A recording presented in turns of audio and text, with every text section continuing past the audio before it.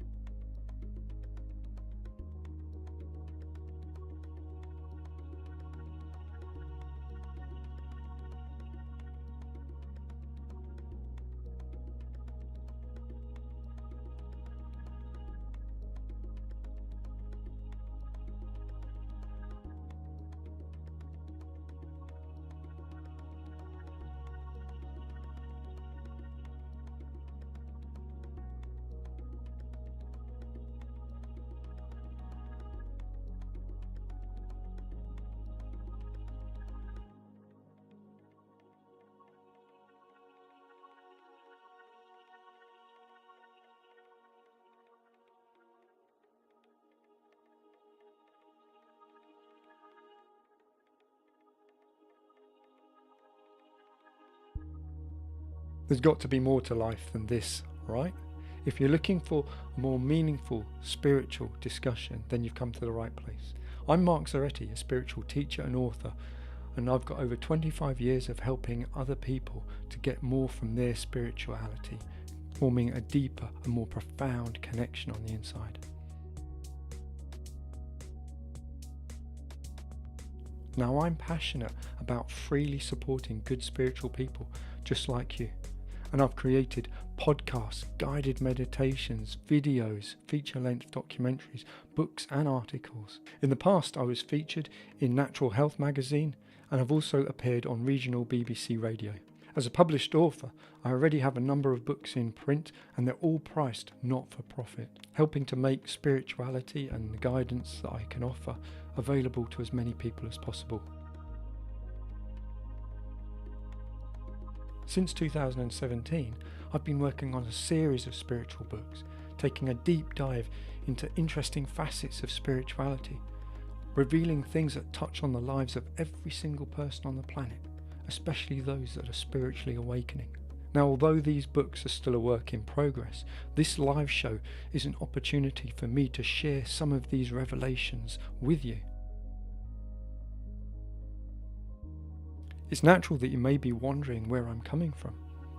I'm not religious, rather I'm spiritual, which is about exploring and understanding the difference between belief and experience. Now, I do have God in my life in a spiritual way, which means it's not bound by the restrictions of a religious belief, but rather is much more of an experiential thing coming from the heart. I'm also pleased to acknowledge Jesus, who is a real inspiration as a spiritual teacher, who talked about the importance of love, forgiveness, compassion, and importantly, truth. So if you've ever wondered, is it possible to have God or Jesus in your life without being religious, then this live show and the work that I do is going to be interesting to you.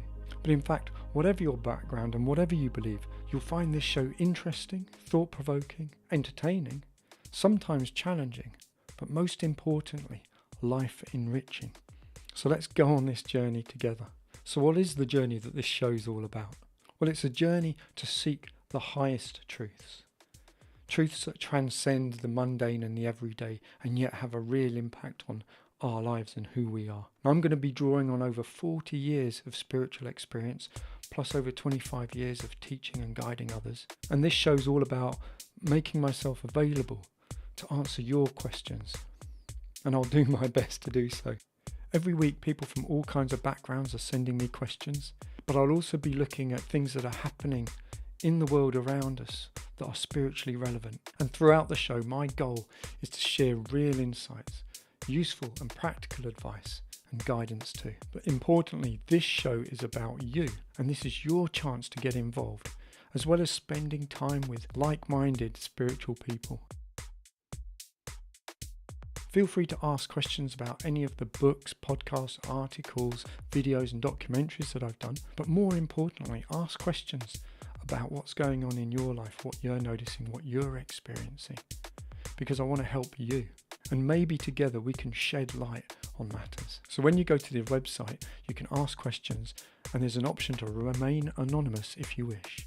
I'm not saying I'm going to have all of the answers, but join me as we dive deeper into the spiritual stuff and at the very least get inspired together. Remember, keep it positive and don't feed the trolls. I want to encourage us all to take this knowledge, this information, but use it with wisdom. Truth is truth, but truth without wisdom is dangerous. Be spiritually wise with it. That truly takes this spiritual discussion into spiritual growth, which is what hopefully this is all about.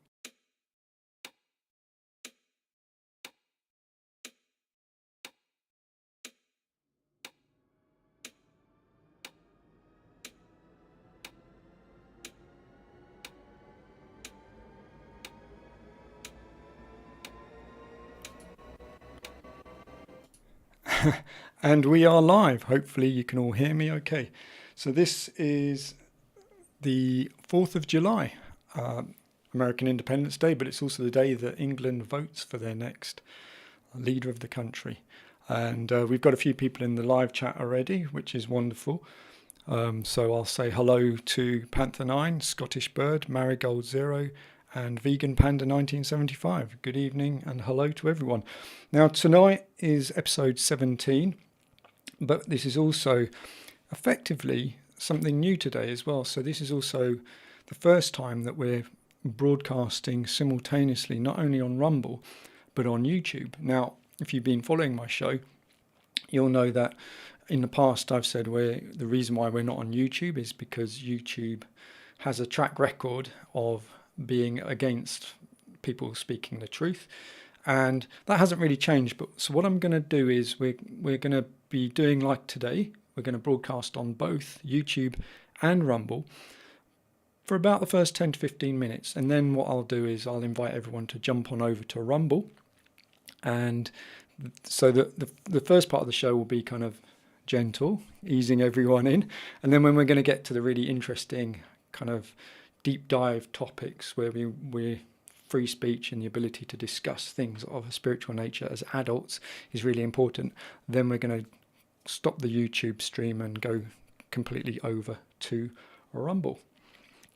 So For those of you who are new, hello, and for those of you that have been here before, thank you for coming back.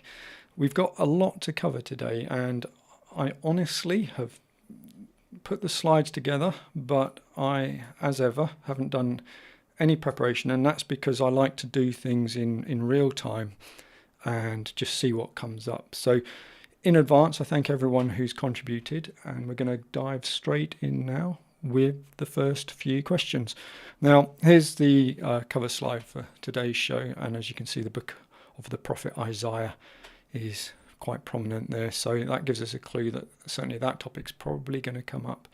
But let's see what the first, well, where are we starting? Okay, so as ever, bear with me and we will get things happening.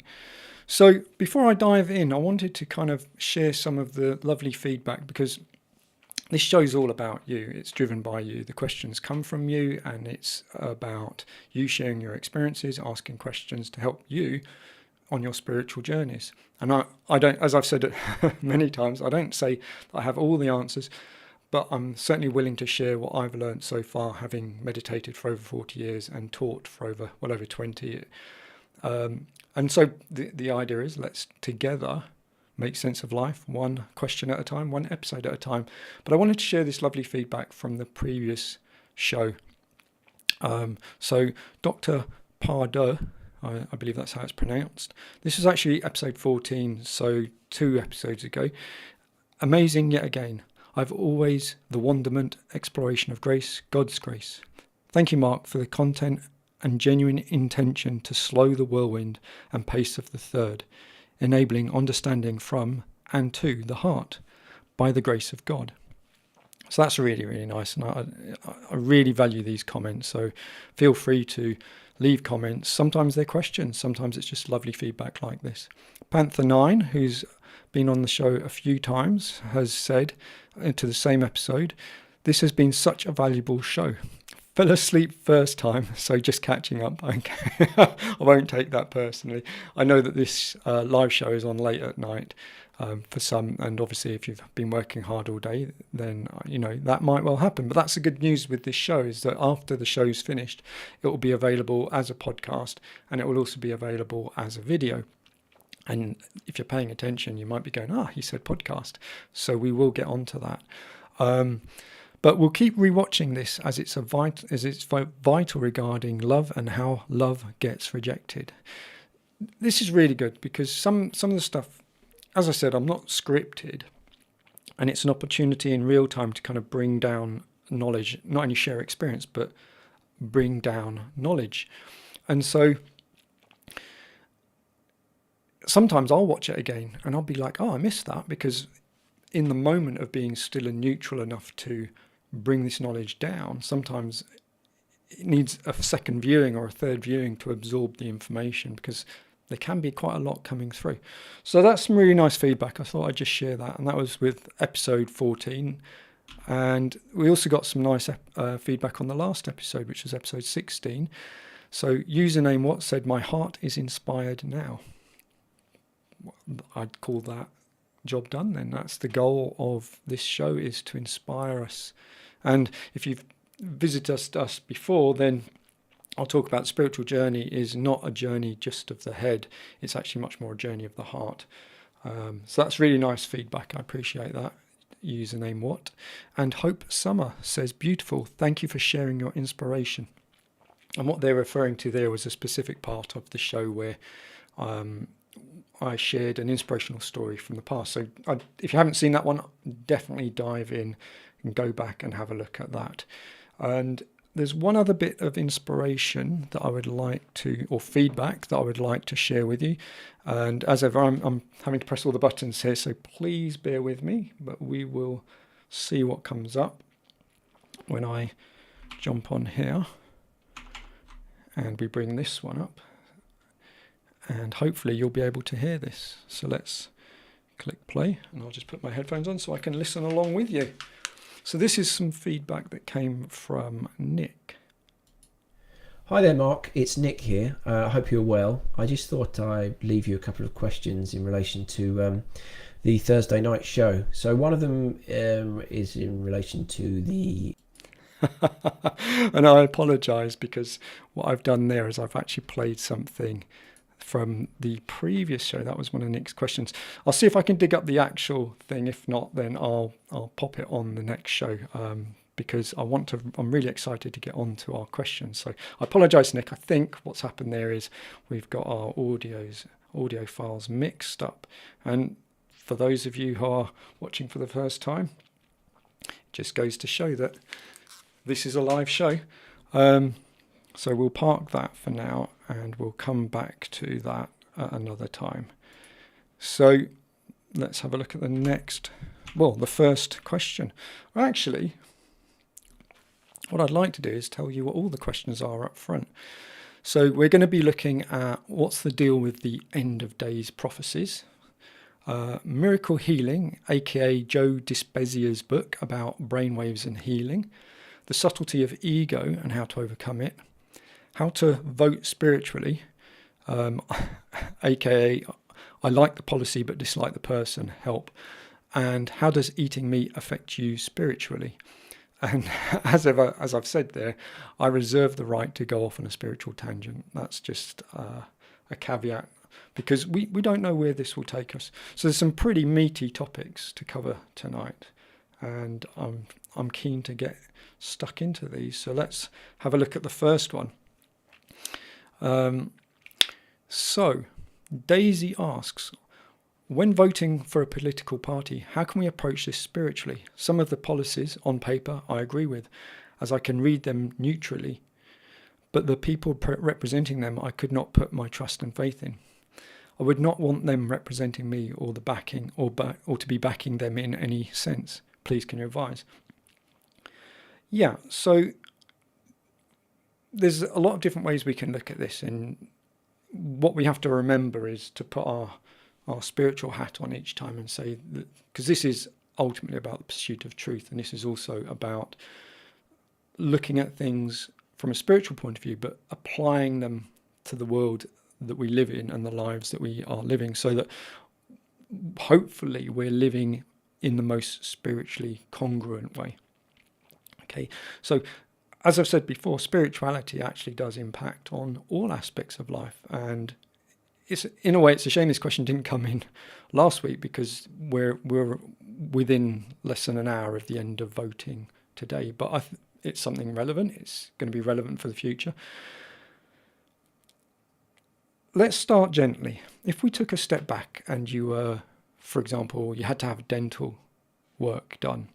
Now, if the dentist gets it wrong, there's a serious consequence to you. Just as if the politicians get it wrong, there's a serious consequence to your life. But in the case of dentistry, it's going to be probably a lot more direct, a lot more imminent, and a lot more painful. And yet very few people will assess the dentist based on their beliefs, their values, or even how they act in their private lives. It will be much more about, are they a good dentist? Can I trust them to do a good job for the thing that I am hiring them to do? In other words, sort out my teeth. It's the same if you're thinking about a car mechanic or a chef or anything, or a doctor.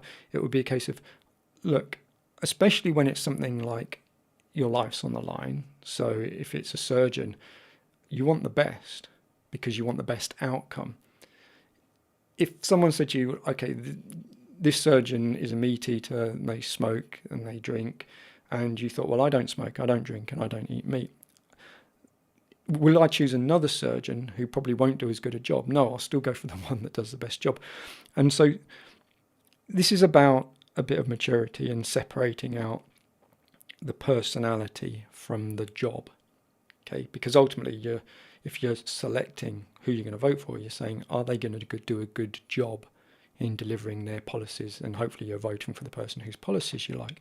But the media and the circus makes it all about personality, and people don't pay that much attention to policy.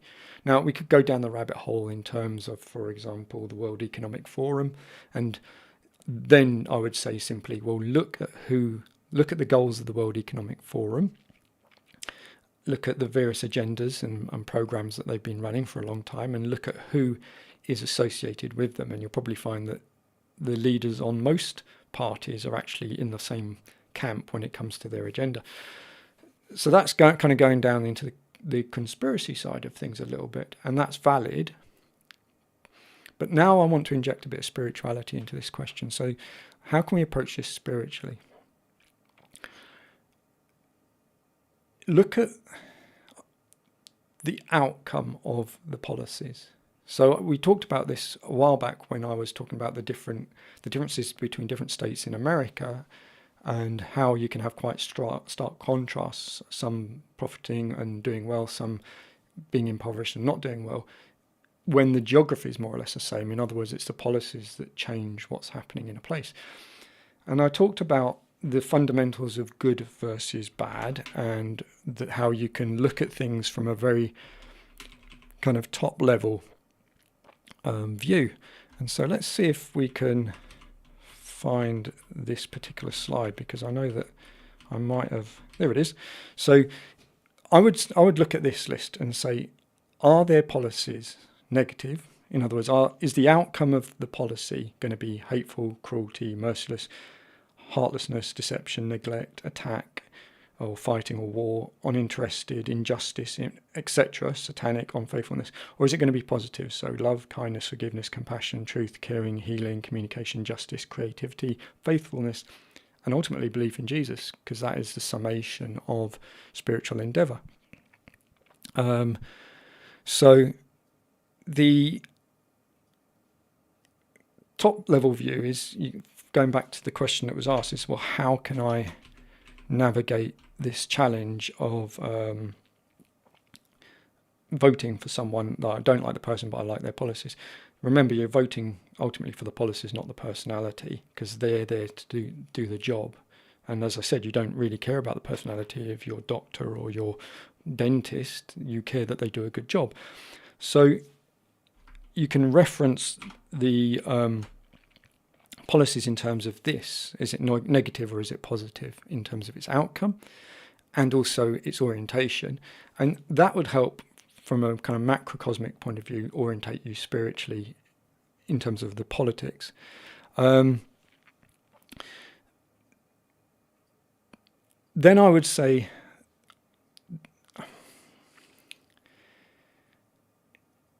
let's again take the spiritual stance on things. So there's this concept of the path of least resistance. And what that means is all of the politicians might be bad. Now, I know for a fact in England that there are but a handful of genuinely good politicians. And most politicians, most personality types that are drawn to politics are seeking power. They want to engage in corruption. It's a means to an end. It's a means to advance themselves or to aggrandize their egos. But there are a few good ones. So we can't say all politicians are bad. But generally speaking, as a choice of career, it is a strong indicator that someone is coming from ego. So you could say, well, don't have anything to do with politics because all politicians fundamentally are rotten, bar a few. So you have to look at the path of least resistance. If a situation is wrong and you want to bring about justice and readdress imbalance, so restore balance. So if you see a particular thing that you care about, and I'm going to stay off naming anything because people get very emotive about politics, but basically whatever it is that matters to you politically, if you see that it's gone too far one way or the other, then you need balance. You need to restore balance, because anything unopposed becomes negative and bad. Too much of anything in any direction and becomes oppressive or damaging. Too much, So if the path of least resistance to restore balance is someone that you don't like, but at least their policies are going to oppose where you see the imbalance, then there's your answer. In other words, look at it from the path of least resistance. All of these politicians or the choices that we have might be terrible people, but which one, if you supported them, would bring about the change that is going to redress the balance? Then you're not voting for that personality. You're simply engaging in, all right, they're all bad, but the one that is closest to achieving good is this one, based on their policies, which are kind of cross-referenced against what is negative, what is positive. So it's a really pertinent question. based on what we're going through in England right now with voting, and we'll find out the results tomorrow. And I encourage us all to use what we've learned spiritually when processing that, and we'll see what happens.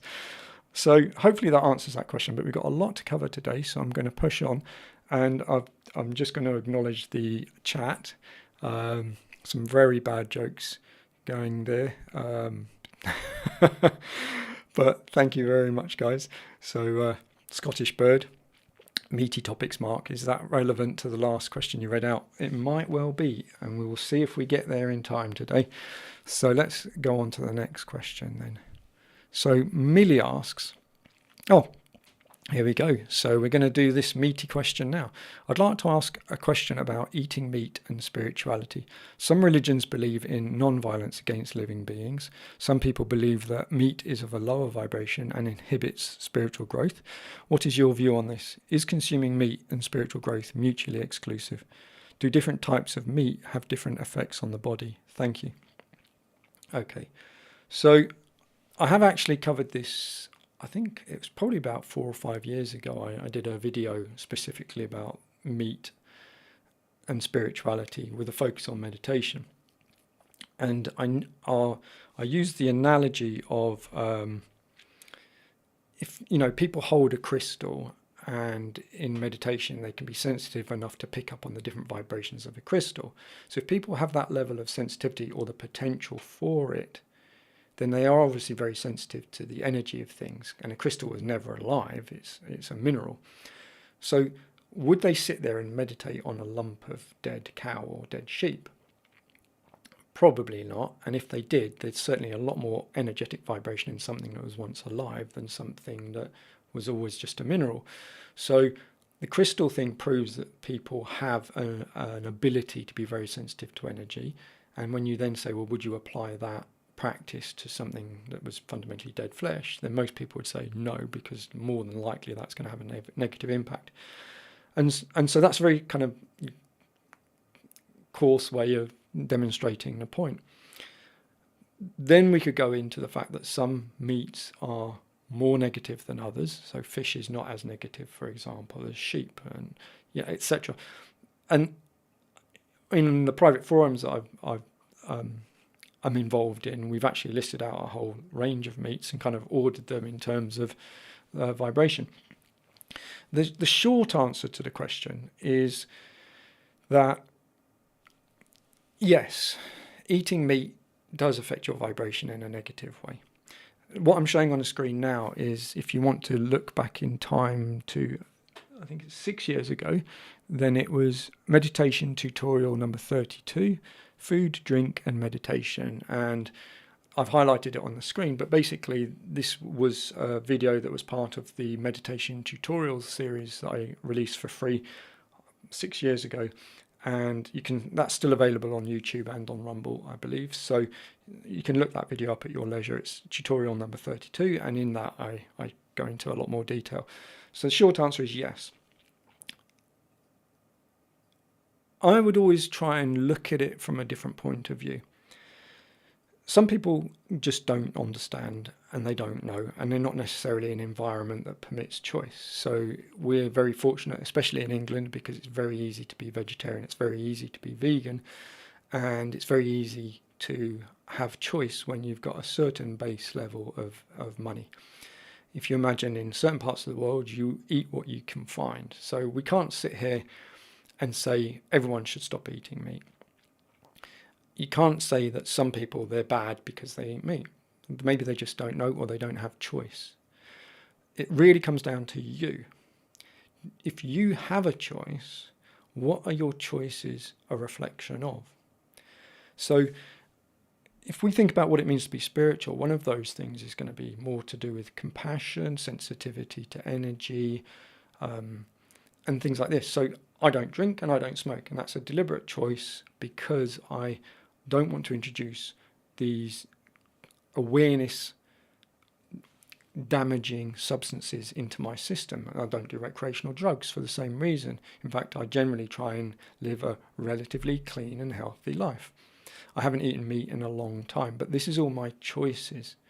What I would say is, if someone wants to explore this, go for a month or two without eating meat and then notice the difference.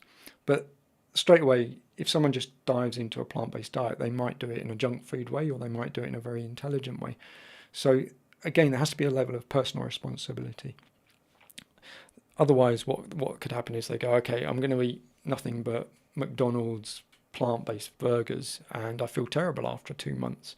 That's not the same as going on a healthy, balanced, nutritionally valid diet, where it's not so much a restrictive diet, it's just you're no longer eating meat, but you're actually eating very, very well. So yeah, there has to be a certain level of wisdom. And again, the question is, some people believe that meat is of lower vibration and inhibits spiritual growth. It does. But if you were in a situation where that's all you had available, you could still be very spiritual.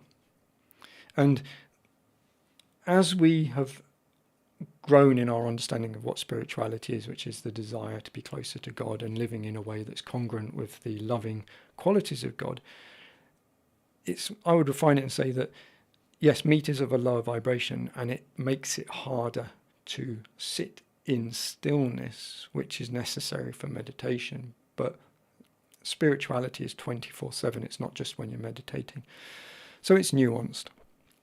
And there isn't a black and white answer to this question. Given a choice, what are your choices a reflection of? So if you have the choice not to eat meat and you choose to eat meat, then what you are saying is, I place myself as more important than this animal.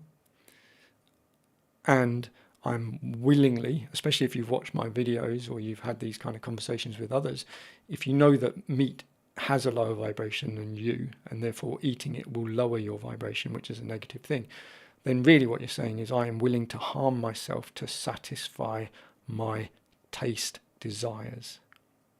Now, if you don't have a choice and it's eat meat or starve, then it's a different preposition. You're basically saying, I need to live. So you've got to look at where you're coming from, what your choices are, and how informed you are, and then recognize that it's only about you. We can't tell people, and we shouldn't. We shouldn't be telling people what they should or should not do. We should simply be responsible for our own choices and recognize that everything that we do is a reflection of ourselves. Now, what I suspect happens is people sit in their head and they rationalize why they would eat meat. But if they practice being more in their heart, they would probably start to feel that they no longer want to eat as much meat, or that they would be more aware of what they're doing. Okay, so it's a question I'm happy to revisit time and time again, but there isn't a black and white answer. Generally speaking, eating meat is bad for you, energetically speaking, vibrationally speaking, and therefore does make it harder to be spiritual, but it doesn't make it impossible. And we shouldn't be judgmental on the only one we could critique is ourselves, and maybe use it as an exercise to understand why, who we are by the choices we demonstrate. Okay, so let's dive on to the next question. But at this point, I'm going to say thank you to everyone who's been joining us so far on YouTube. But at this point, because we want to discuss things openly without any censorship risks whatsoever, then we're going to dive on over to Rumble. And so yeah, you will find us on rumble.com, and if you just look for the Way Back official channel live stream, then you will find us there. But for now, I will say goodbye to YouTube and